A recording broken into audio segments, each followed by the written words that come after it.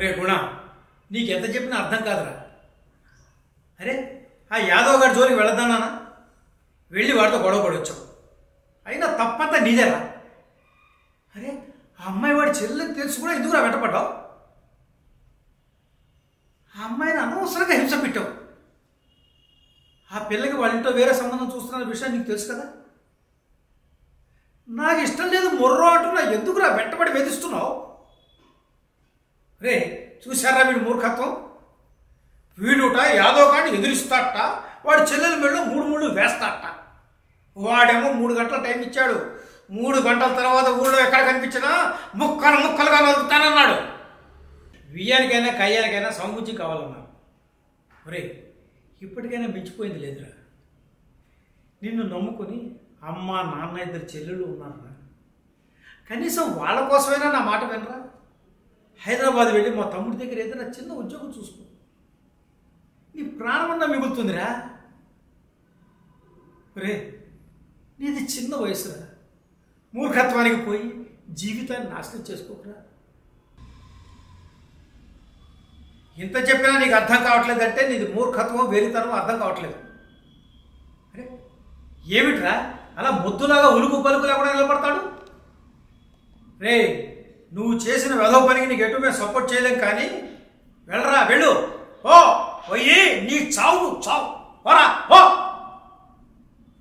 ఈ వెధవకి రోజు 4,000 నొట్టకపోయే అవకాశం లేదు. 2 రోజులు తింటే 5 రోజులు పస్తుంటారు వీడింటో. వీడేదో ఉద్ధరిస్తాడని వీడి అమ్మ నాన్న పస్తులని మరీ ఈ వెధవను చదివించడం. పైగా వీడు బతుకో బైకు.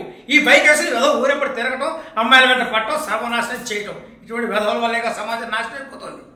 అయినా తప్పు వాడిది కాదురా, వీడి అమ్మా నాన్నది. వీడి అమ్మా నాన్నే కాదు, సమాజంలో ఎంతోమంది తల్లిదండ్రులు పిల్లలు ఏదో ఉద్ధరిస్తారనుకుని నానా చావులు చచ్చి పస్తులని వాళ్ళు చదివిస్తుంటారు. మంచిదే, చదివించవచ్చు. కానీ వీళ్ళ చేతులు అడిగిందల్లా ఇవ్వటం. బైకులు అడిగితే బైకులు ఇవ్వటం, సైకిల్ అడిగితే సైకిల్ ఇవ్వటం, ఏదడితే అది కొనిపెట్టేసి బలాదూరు ఊరి మీద పడేసినప్పుడు కనీసం వీడు ఎక్కడికి పోతున్నాడు, ఏం చేస్తున్నాడు, ఎవరితో తిరుగుతున్నాడు ఆలోచన ఉండాలా? కనీసం ఎంక్వైరీ చేసుకోవాలా? ఇటువంటి ఏదీ లేకుండా అచ్చోసిన ఆంబోతుల్లో ఊరి మీద వదిలేస్తే ఇట్టగే తగలడుతుంది. కనపడ్డ అమ్మాయినల్లా నాశనం చేస్తూ ఉంటారు వెధవులు. కనుక పేరెంట్స్ మారాలి. పేరెంట్స్ మారితే కానీ సమాజం మారదు. అదొక మధ్యతరగతి వ్యవసాయ కుటుంబం. ఒక్కగానొక్క కొడుకు అల్లారు ముద్దుగా పెంచుకున్నారు. బాగా చదువుతున్నాడని పట్నం పంపించి మరీ చదివించారు. వాడు ఎప్పుడు అడిగితే అప్పుడు, ఎంత అడిగితే అంత వెనక ముందు చూడకుండా డబ్బులు పంపించారు. కర్మగాలి వాడికి ఆన్లైన్ బెట్టింగ్ అలవాటైంది.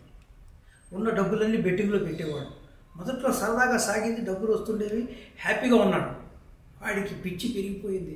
ఇంకా ఇంకా ఇంకా ఇంకా డబ్బులు కావాలన్న ఉన్మాదంలో కనపడ్డ చోటలో అప్పులు చేసి పారేసి మొత్తం బెట్టింగ్లో పెట్టి సర్వం కోల్పోయాడు. దాంతో ఉన్న ఆస్తులన్నీ అమ్మినా సరే సరిపోకపోవడంతో ఆ తల్లిదండ్రులు పిచ్చికి ఏం చేయాలో అర్థం కాక ఆత్మహత్య చేసుకున్నారు. మెదక్ జిల్లాలో మొన్న మధ్యన జరిగిన సంఘటన. 28 ఏళ్ల కుర్రాడు, భార్య, 2 పిల్లలు, చక్కటి జీవితం, బ్రహ్మాండమైన రైల్వే ఉద్యోగం, హాయిగా సాగుతున్న సంసారం. కర్మ కాకపోతే వాడికి ఆన్లైన్ బెట్టింగ్ అలవాటైంది. ఆ బెట్టింగుల కోసం ఉన్న జీతంతో పాటు కనపడ్డ చోటలో అప్పులు చేసి ప్రతిరోజు బెట్టింగులు కట్టేవాడు. మొదట్లో బాగానే డబ్బులు వచ్చాయి. రాను రాను ఆశ పెరిగి ఇంకా సంపాదిద్దామని కనపడ్డ చోటల్లో అప్పులు చేసి పారేశాడు. అన్నీ తీసుకొచ్చి ఒకేసారి పెడితే కోట్లలో పెట్టాడు. మొత్తం పోయింది. ఏముంది? ఉన్న ఇల్లు, ఫ్లాటు 2 అమ్మేసినా సరే అప్పులు తీరే పరిస్థితి కనపడలేదు. దాంతో ఊళ్ళో ఉన్న పొలాలు కూడా అమ్మగారికి పెట్టాడు. దాంతో వాళ్ళ నాన్నకి ఒళ్ళు మండిపోయి సంసారాన్ని రోడ్డు మీద పడేశాడన్న కోపంతో నిద్రపోతున్న కొడుకుని రాడ్ పెట్టుకొని చంపేశాడు. ఆన్లైన్ బెట్టింగ్ యాప్లు, వెబ్సైట్లు యువతకి వల విసిరి వాళ్ళ జీవితాన్ని సర్వనాశనం చేసేస్తున్నాయి. వీటిని అరికట్టాల్సిన ప్రభుత్వం కంటి తుడుపు చర్యలు తప్ప తీసుకుంటున్న చర్యలు ఎక్కడ ఏమీ కనపడట్లేదు. ఈ రకంగా ఇది కొనసాగితే సమాజం సర్వనాశనం అయిపోతుంది.